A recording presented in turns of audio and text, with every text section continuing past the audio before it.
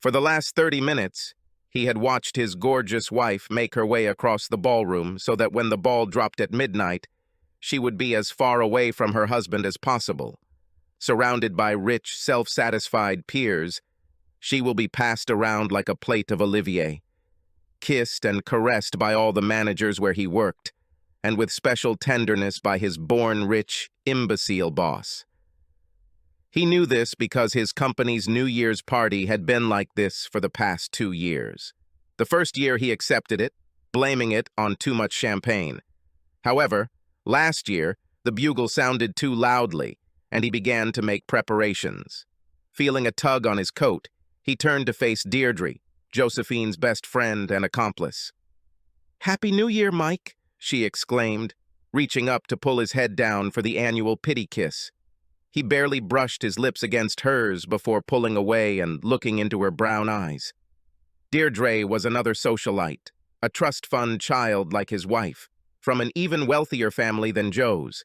He expected to see the slight smirk she usually gave him, explaining that she knew something he didn't know because she was a pillar noblewoman like his wife and his boss. Instead, he saw 2 new emotions, pity and concern. "Mike, don't take this so seriously.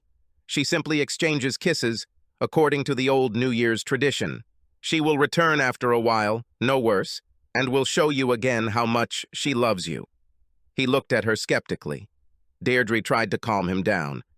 "She really loves you, you know.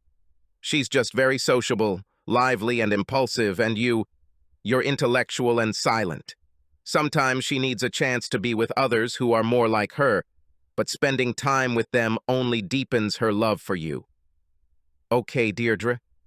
So that's why she spent the entire Christmas party at her company under the mistletoe with her co-workers? We go to her Christmas party, and she spends the night dancing and kissing with the executives of her company, and here at my company's New Year's Eve ball, she spends the night dancing and kissing, no, sucking, with the executives of my company. So by kissing everyone at the party except me, she begins to appreciate me in a new way? Interesting concept.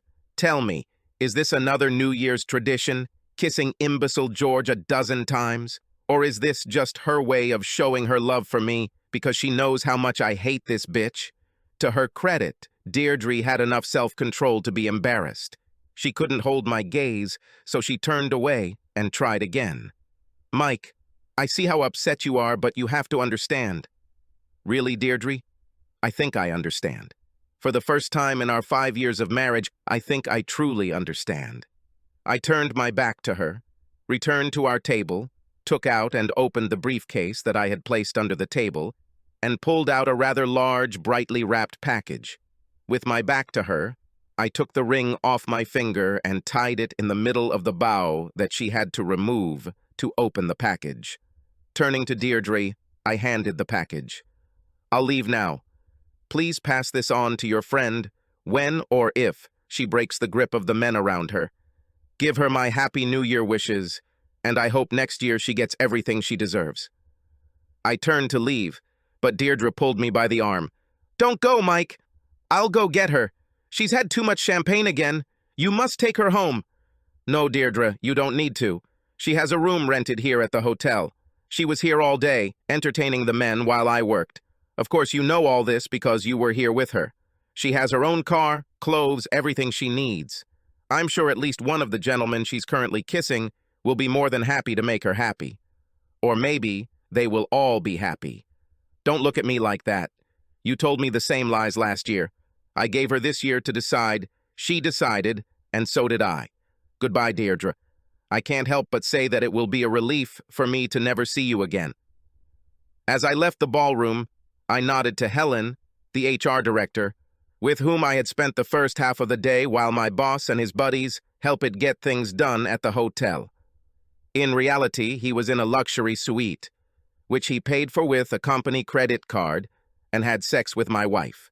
Actually, I should have said they were in a luxury suite having sex with my wife, and I have photos and videos to prove it. Helen has one too, and the chairman of the board will have it within minutes. After I left the ballroom, Helen and her husband walked toward the crowd of men around Josephine. Deirdre made her way through the crowd of men, many of whom insisted on kissing her in the grand tradition. Several people tried to pester Helen, but they seemed to be put off by the scowl of her husband, a former American football offensive lineman. She made her way through the crowd to CEO George Burke and his companion, a little ahead of Deirdre. She stopped her husband a couple of meters away and watched. Deirdre's confused look and shrill cry of her name caught Joe's attention, and she broke George's embrace. She frowned at her friend's frightened look. Helen smiled. Deirdre handed over the luxuriously wrapped gift and said something to Joe, who took the package, leaned closer, and seemed to ask Deirdre to repeat herself. "Mike left this for you. He's gone, Joe. He watched you flirt and cuddle all night. And when you started kissing all these men, he gave me this package and left." Joe smiled. "Oh, you know, Mike, he throws these little fits when I don't pay attention to him for a few minutes.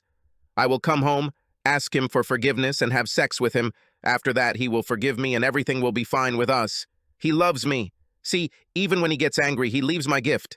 Let's see what it is."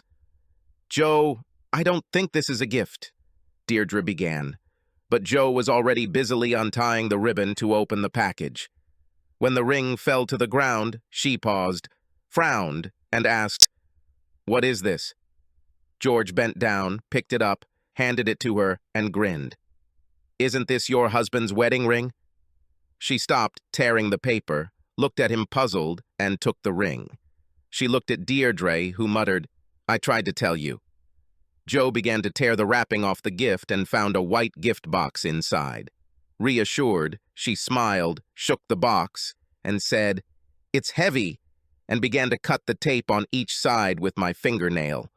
When the tape on the third side broke, the contents of the box fell out and scattered on the floor. She squatted down to pick up the fallen glossy sheets. Others squatted and picked up those that slid near them. Suddenly everyone froze. Joe's eyes widened and she screamed, "No!" This cry attracted the attention of others, and even more people entered their circle. Deirdre's eyes also widened in disbelief. She looked up and saw the look of horror on George's face. He picked up the 20x30cm glossy color photograph lying at his feet, pressed it against his expensive suit, and spontaneously shouted, "What the fuck, Joe?" loud enough for everyone nearby to hear him. Everyone looked at the photos lying around and saw Joe having sex with people other than her husband. There were many photographs of Joe and George, as well as Joe with other executives at Mike's company, Joe's co-workers, and Joe's bosses. There weren't enough to cover everything in the Kama Sutra, but Mike did a good job of selecting photos that proved that Josephine was willing to have different types of sex, with men in any combination and in any number. Faced with photographs of her sexual adventures, Joe fainted. She fell backwards, and only George's substituted shoe saved her head from hitting the tiled floor and a possible concussion. Deirdre knelt down next to her, lifted her head, lightly slapped her across the face, and frantically screamed, "Joe! Joe! Are you okay, Joe? Talk to me, Joe! Are you okay?" While both women lay on the floor, others began to pick up the photographs and look at them. One woman turned and hit her husband as hard as she could as he looked down at the photo he was holding. "You lustful goat! No wonder you don't have the strength to satisfy me!" He stared at her in stunned silence until she swung her purse and hit him in the right eye. He covered his eye, screamed in pain, and then collapsed to the floor as she kicked him in the groin with her pointy shoe. The woman knelt down and began methodically sorting through the photographs on the floor. She paused, looked up and stated, "You bitches who are married to the management of Taylor & Son might want to take some of these photos and check them out. There are photos of other husbands having sex with these sluts. If you want to save money on a divorce lawyer, give me a call and I'll see if I can find us a group rate." 9 other women knelt down and began looking at the photographs as the men began to retreat. "There are also flash drives here," one of them announced loudly. "It is unknown what is on them." "You stinking bastard!" a beautiful blonde shouted at a well-dressed elderly man. "Do you remember our marriage contract? You're bankrupt, bastard." "Baby, I'm sorry. It didn't mean anything. She kept pestering me and I finally gave in. But that was only one time, and she still wasn't as good as you." "Lying bastard!" the blonde screamed, holding out 2 more photos of her husband having dirty sex with Joe. The blonde stood up and walked towards him with fury in her eyes, waving photographs and swearing at the top of her lungs. He stepped back, then turned and ran away. Another woman sobbed, clutching one hand to her chest and waving a photograph in the other. Her husband, hiding his face in his hands, also sobbed. The man picked up a photo from the floor, then showed it to the gorgeous woman standing in front of him, and said loudly, "You slut told me that I would never have a threesome because you would never do it with a woman." She blushed, turned and ran away, staggering on her 10-centimeter heels. Another woman selected 6 photographs from the pile and called out names as she walked toward the center of the ballroom. The puzzled woman stopped her, took the photograph, stared at it, and turned to her husband with a murderous expression on her face. He began to retreat as she trotted towards him, waving the photograph. This scene was repeated 5 more times, and each time the victim's companions were hit in the ears and eyes. Joe had already woken up and was looking at what was happening around her with glazed eyes. A man in an expensive tuxedo knelt next to her. He asked, "Are you okay?" She looked at him curiously and nodded. He asked, "Who are you? Can I help?" "I'm Josephine Lord," she answered gloomily. "But I don't think anyone can help me now." "Are you Josephine Reynolds Lord?" he asked incredulously. She nodded and asked, "I am. Who are you?" The man handed her a stack of papers that he was carrying with him, took a photo of it on his phone, and loudly declared, "I am a bailiff. You have already been served, Josephine Reynolds Lord."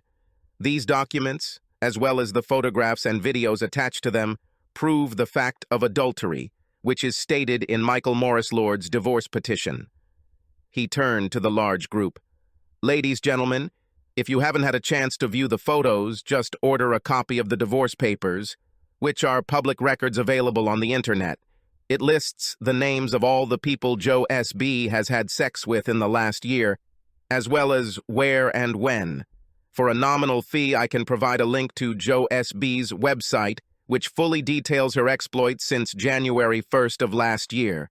If you would like to review them to determine whether your husband or wife has been involved in a paired 3-way, 4-way, or more sexual relationship with SB, you can contact me online at cheatingspousepi.com, and for a nominal fee, a link will be provided on its website. For an additional fee, I can provide digital copies of participant activities. You will find this type of evidence very useful in court. I look forward to your call." He bowed deeply and walked away, leaving tears, fear, and panic in his wake. He's probably going to hell for this stunt, but he got paid very, very well for it. Besides, this was New York and his office was in New Jersey, where his family was very influential. Joe still had the divorce papers in her lap, leaning back in her friend's arms, her mouth open in disbelief. She looked at the faces gathered around her and saw hatred, pity, anger, and anxiety. The inevitable admiration, lust, and envy that she had known all her privileged life were completely absent, and the enormity of her loss and shame finally became apparent. She clung to Deirdre again and buried her face in her friend's chest, sobbing inconsolably. George Taylor ordered his henchmen to pick up those damn photographs and burn them.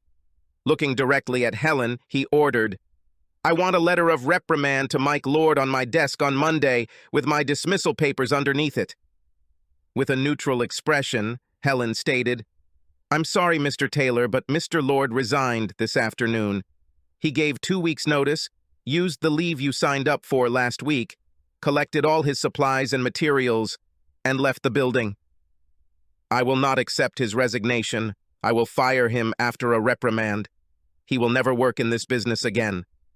Sorry again, Mr. Taylor, but before he left, he met with the chairman of the board, and your father accepted his resignation. Mr. Lord already has another job, with one of the firms he consulted with your written permission, sir."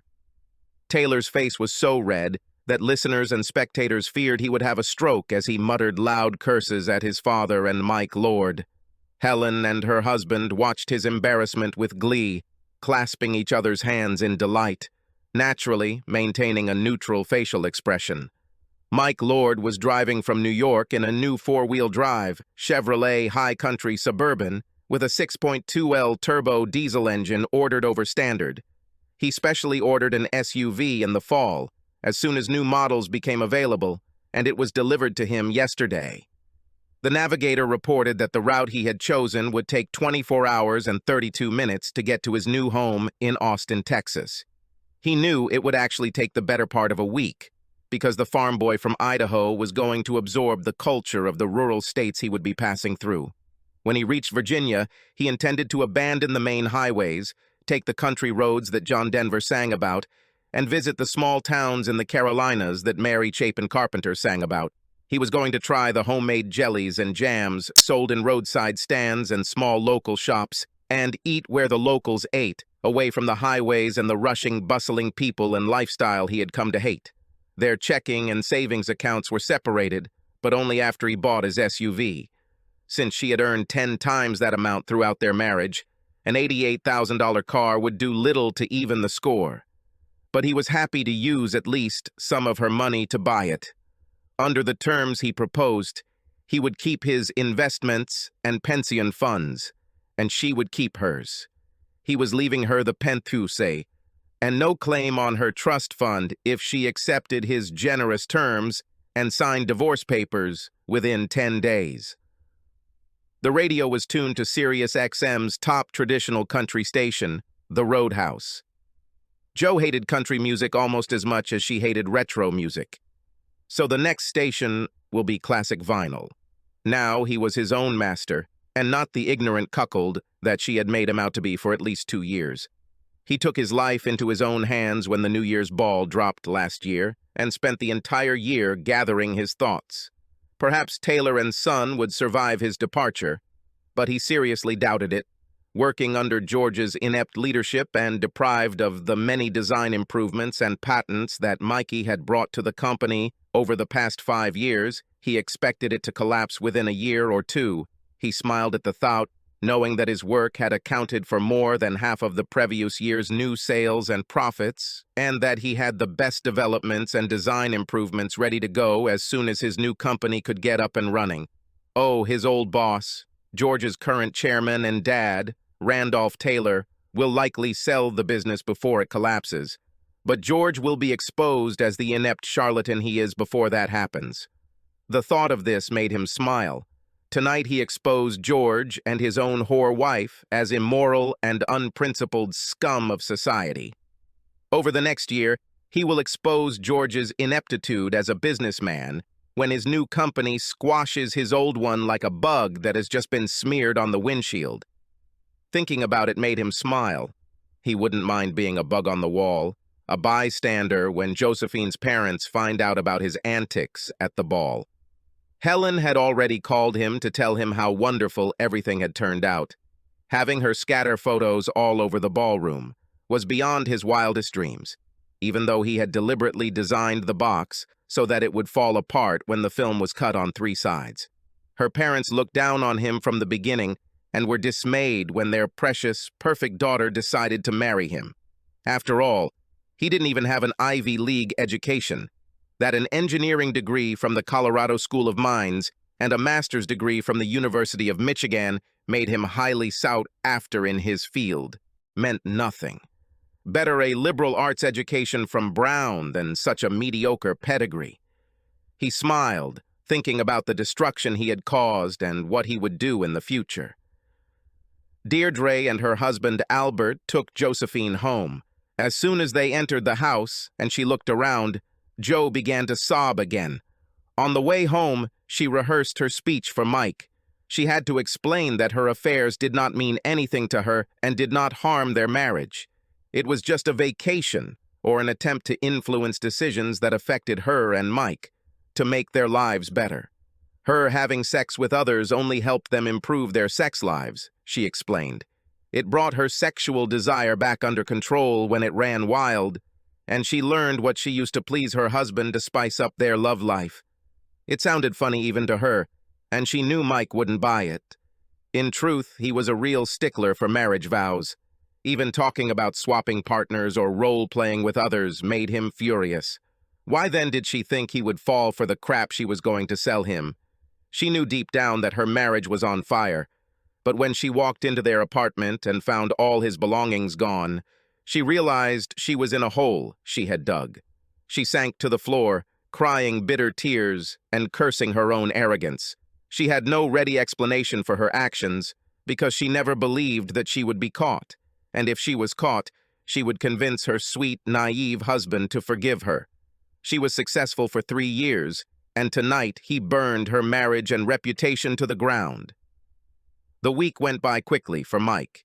He cloned his SIM card before throwing the old one into the dirty city snow so that he could initiate contact, but no one could interrupt his journey through the Old South to his new home in Texas.